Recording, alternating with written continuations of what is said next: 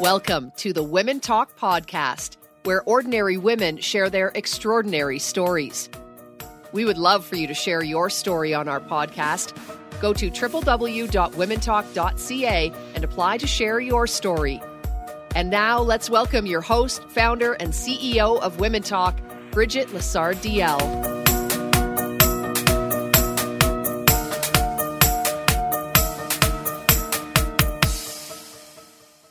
Is your house a mess? Is your desk a total disaster? If so, you'll want to listen to my interview with Myrna Brown. Myrna Brown is a Feng Shui expert, and she talks about the importance of having a great environment to live in, to work in, and how it can affect many, many areas of our lives. Let's listen to Myrna's story. A stay-at-home mom for a period of years when it was becoming apparently clear to me that it was time to think about going back to work. And that was a huge stumbling block for me at that time because I had left this research job. I've been running a research lab in medicine and hadn't really thought I would really thrive in that stay-at-home mom spot. And I did. I had no idea how impactful it was going to be for me. I loved it. I felt fulfilled. I love teaching. I love being outdoors and all the activities. Yes, it was challenging, but I love that too. So now when it was time for me to think about my next, career again, I wanted to have all these pieces that I hadn't always had in my other positions. This fulfillment of being with children and teaching. So I was taking this Feng Shui course at the time, and I had this epiphany when I was in it that I could use the space that I was currently living in to help me with all of my decisions and life areas. So just briefly, in Feng Shui, there's rooms that we can enhance our lives, that really make us be better people and reach our potential. Those are the rooms that we enter and we feel good in. And then there's rooms that we go into that really diminish our personal energy. They take away our energy. Perhaps we feel anxious in them or depressed, confused even. So those cause us to have blocks in our lives. They really affect who we are and how we are out in the world. And I also learned in this course that there's areas in our home that really relate to different areas of our life. So we have an area that relates and affects our health, and another area that relates to our safe travel. There's an area for everything, and we can adjust these areas and then drive change into that area of our life. So I wanted clarity around my career, my next career. So using my Feng Shui knowledge, I identified where this career area was in my life. And then I Feng Shuied that. I looked for the blocks that could be, hurting me, harming my ability to get clarity and momentum around that. And then I enhanced it. So I boosted the energy in this career area. And then a couple interesting things happened. The first was that the other adult in my house, so my husband, his career got a boost. He had some more clients come in and some more income. And then for me, I had a woman contact me that I was an acquaintance and ask, would I like to put on a workshop with her? And yeah, I did. I would love to. So we put on this workshop. It was me hanging my shingle that I am now an entrepreneur. And it has been a remarkable journey since then. It's totally evolved since then.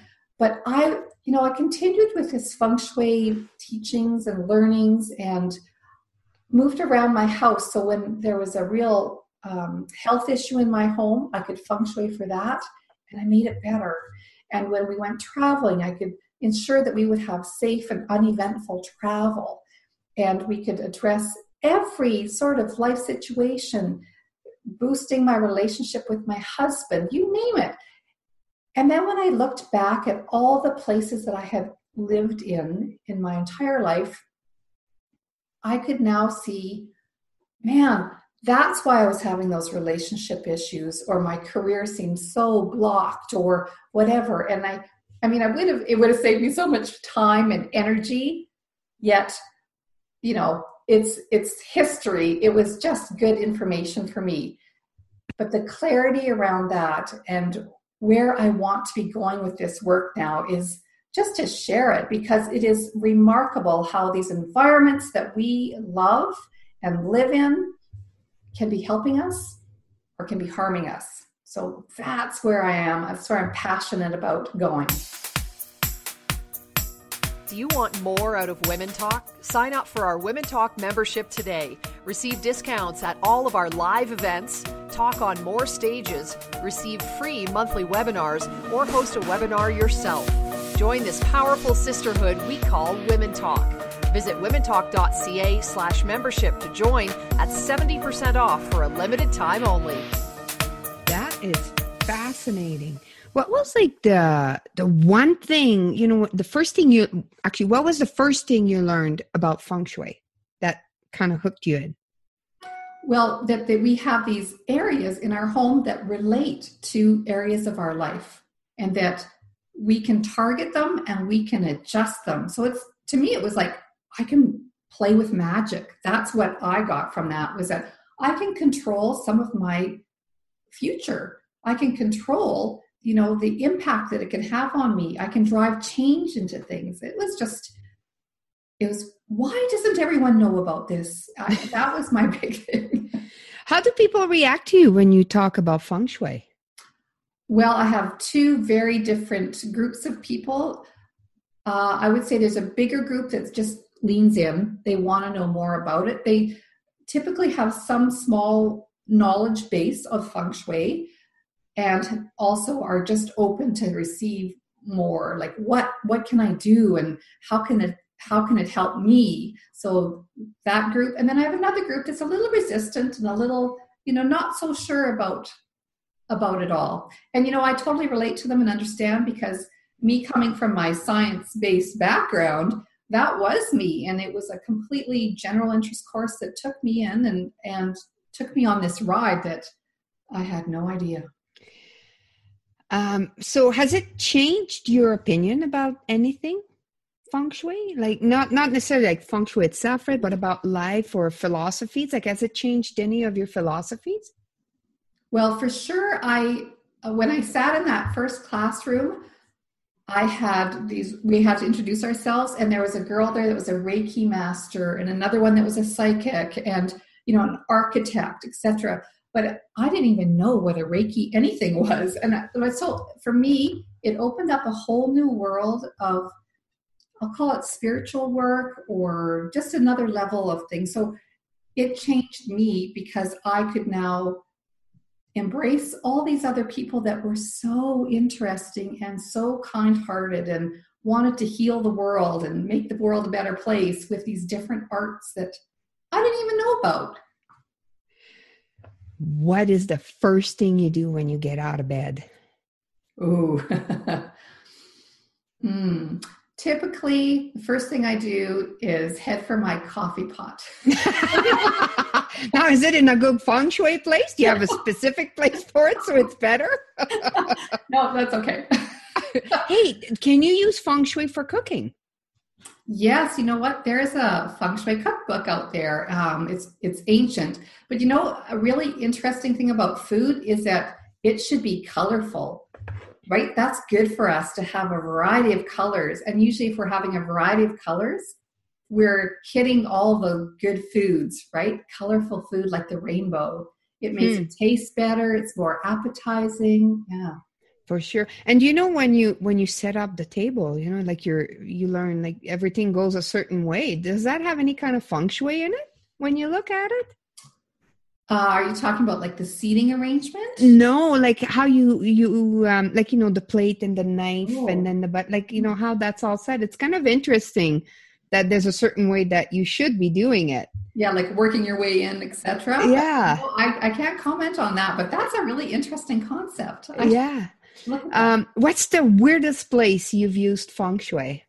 Oh, the weirdest place. I think it's not so weird. Well, maybe it is weird, but in my garden. So Oh. I was actually spring cleaning out my yard, and it was so a mess, right? The end of this, the winter's come, all this stuff's, piled in this area, and I was clearing it all out. And then when I was finished, my area of my yard was looking fabulous. And then I was like, oh, this is my prosperity area. I wonder what's going to happen. And I found about $300 within that day. No. In a weird drawer. It was like, oh, that was great. That is hilarious. Mm-hmm. What's your biggest pet peeves about modern technology? Ooh, it takes us out. Yeah. We are less and less likely to be in nature because of it, my belief. And that really harms who we are, how we are in the world. We're not as connected. We don't feel as invigorated or inspired. And, that's part of Feng Shui, is bringing in nature into our home, the 5 elements. So we have like wood and water, and we have earth elements, fire elements, we have metal elements, but we try to bring all of that into our homes in aspects through color or through the actual object, like metal objects, etc. And it helps balance our environment and makes us feel better. However, you just can't replace being outside in nature as well. So, yeah. Where did Feng Shui originate? China. Yeah, it's actually moved across a number of countries, but it's been there since over 3,500 years. Wow. And, over there, Feng Shui is part of life. I think why it feels so new agey here is it because it really hasn't been in North America that long and not as widespread. So it's, I'd say under 100 years that it's really kind of been creeping in, and that's not a long time in a relation. Yeah, no, for sure. Now, do you know if you were to translate the word feng shui, like the meaning of those words in English? Yeah, wind and water. Oh, Yeah, wind so elements and again. So if you want to further translate that, it's like air and water. So these 2 elements that we need to thrive and live. And then how much of that you receive and the quality of those 2 elements has a lot to do with how you are, how you're, if you're a strong life force or not, right? I love that. Wind and water. That's gorgeous. I really like that. Yeah. So if I was to, I know nothing about feng shui. Where do I start? I would say if you could stand in your doorway of your home, looking in the front door, and just feel, how does your space feel to you? Do you like it? Does it bother you? You can even move around from room to room and feel what each room feels like for you. And then identify the ones that don't feel so good. Mm-hmm. And we all have rooms that we prefer over others. That's pretty normal. But the ones that we don't love or feel really invigorated with are causing some sort of energy leak in our life. So that would be a great one to start with. So identify, is it the clutter? Is there clutter in that room? Is it too dark? There's a lot of really base things we do to start. And those base things are usually huge blocks for us. So they're usually the rooms that are dark and dingy, don't smell so good, need extra light. We have too much stuff in it. We avoid it. So those are some pretty simple things just to do to just remove some blocks. And right now, there's a big clutter thing going on because it's January and everyone's wanting new energy, new stuff going on in their lives. And that can shift a lot. Just removing some clutter from your home makes you feel, it releases energy. You get more energy when you can remove some of that stuff out of your life. I know it was funny because you and I had a conversation about this, and I always talk about how my desk is a mess, and it's a mess because I'm so busy. Like, I know where everything is, but it's funny. I come up to my desk and I do paperwork, like, creating stuff on web or whatever, so, but when I want to write my speeches, I can't do it here. I just cannot do it here. I have to go downstairs by the fireplace, and that's where I write. Well, and it's not like, for me, I think too, it's good to have projects on the go, and you don't have to have a sterile environment either, because when we surround ourselves with things that we love, it really does boost us, right? So I talk about it like feathering your nest. And so I always encourage people to have things in their office or their home that they love, not things that they're hanging because it was Aunt whoever's that gave it to them, and it's, that kind of energy. That's every time you look at it, you're like, oh my God. Yeah. Doesn't help. Right? What about my clothes? Our clothes, like what's how does that work with Feng Shui? Okay. Yeah, this is great because I just decluttered my closet. I love it. So clothes, only have what you will wear. So if anyone's ever hanging on to things that, well, I'm just in, I just 10 more pounds or whatever it is, right? Get rid of it. It's, what, that's a big energy leak for you. It makes you feel crappy every time you see that piece. So move it on.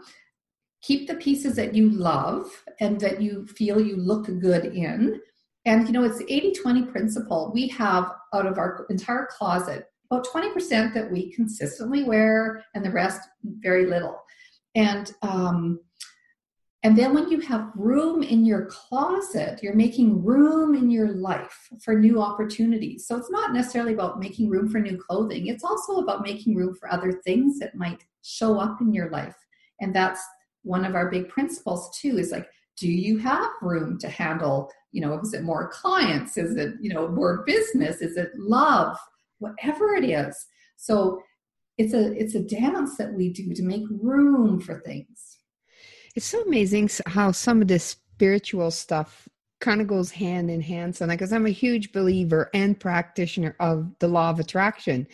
And they talk about if you want, for single people that want to bring somebody in their lives, you must make room in the closet. That's right. Like if it is completely full and there's no room for anybody else to enter your life, it's a lot harder to find someone. And it's funny, like kind of the interaction between the two. Well, and our bedroom is the primary place, no surprise, for, symbolic of our relationships, love relationships, and for adults. And so if your bed is shoved up against a wall, there's one side unavailable, right? So it's another message. There's no room. There's no room for that person. Or, right? There's lots of metaphors in Feng Shui, and that's part of them I love, because it's just like, oh, I didn't see that before. And yes, it works.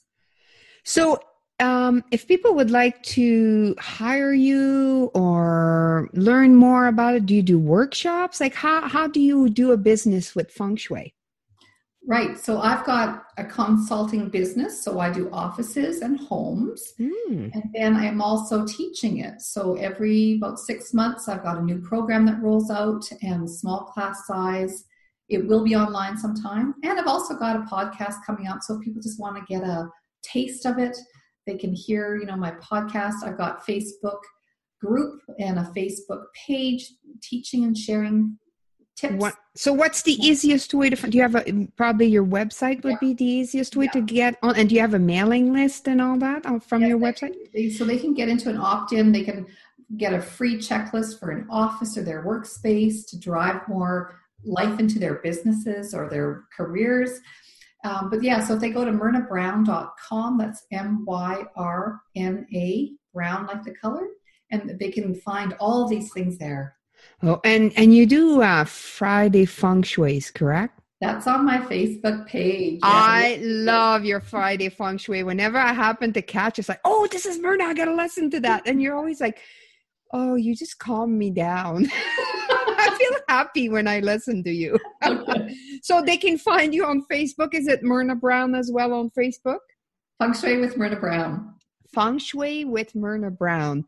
Wonderful. Well, thank you so much for sharing some of your Feng Shui wisdom. You bet. It was a pleasure, Bridget. It was a great pleasure talking with you. Thanks. Bye-bye.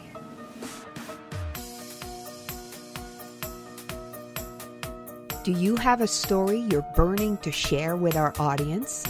Go to womentalk.ca today and apply to be on our podcast.